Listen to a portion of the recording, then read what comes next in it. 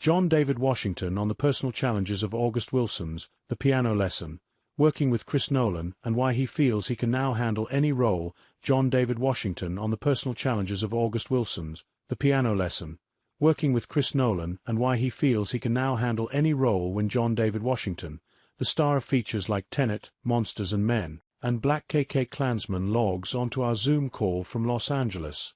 I'm first struck by his t-shirt. He's wearing one of those commemorative Do the Right Thing tees from Spike Lee's 40 Acres, and a Mule Brand/production house. That same week, I'd started a personal reappraisal of Lee's work thanks to some new Criterion releases in the UK, and had the Blu-ray disc for Jungle Fever next to me. When Washington catches a glance, he begins to wax lyrical about multiple scenes and small details in the film. There's that one scene where she leaves the dad's house, and the camera tracks her, and there's that one song. It's Stevie Wonder. He did the whole score. What was that song again? Washington says.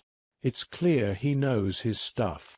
And it's with the same erudite intensity and generosity that he speaks about the writing of the legendary American playwright August Wilson, particularly his seminal 1987 piece The Piano Lesson, which serves as the basis and eponym of his latest film and budding awards season contender, adapted and directed by his younger brother, Malcolm Washington, who makes a superb debut as a feature filmmaker. The Piano Lesson dropped on Netflix on November 22 following acclaimed bows at Telluride, Toronto, and London. The film follows siblings boy Willie and Bernice, who clash over whether to sell a family heirloom. The play is one of Wilson's century cycle, 10 entries that interrogate Black American life in the 20th century. John David is boy Willie, a complex role fueled by all the ghosts and ghouls of American history that are offered up by Wilson in the play. This story is one of the rare times I've been able to play a character who's very verbal about what he's going through, he says. The challenge, he adds, was not only artistic but personal. If I could handle this story, it would be one of the hardest characters I've ever played. If couldn't do it, maybe I wasn't good enough. Perhaps I was at a certain level where I could only do certain characters. So there was a lot of pressure, he continues. Also starring are Samuel L. Jackson, Ray Fisher, Danielle Deadwyler, Michael Potts and Corey Hawkins. Malcolm Washington co-wrote the screenplay with Virgil Williams, Mudbound, and the producers are Denzel Washington and Todd Black. Below, John David digs further into the process of bringing Wilson's work to the screen with his brother, balancing theatre work with the cinema, where he sees himself in the wider film industry, and his desire to work with filmmakers like Paul Thomas Anderson and Jordan Peele. Deadline. John David, how are you feeling? The film's finally out. John David Washington. I feel good for a couple of reasons.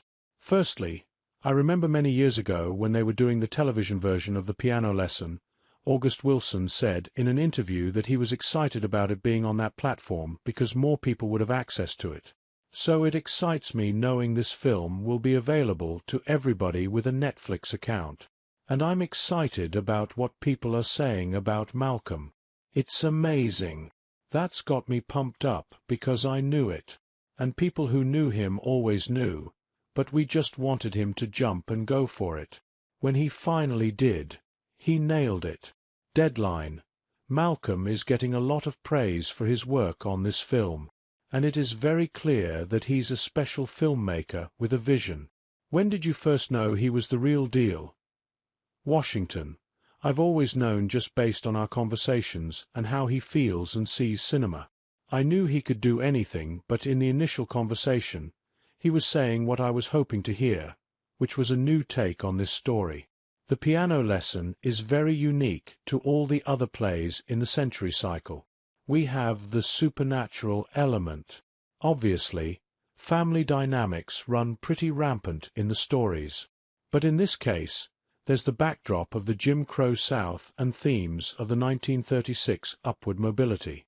There's this bed of history that we're building on. And then we have these wonderfully detailed and intricate characters.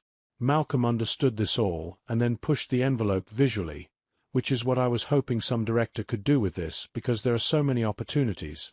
And he did it. He nailed it.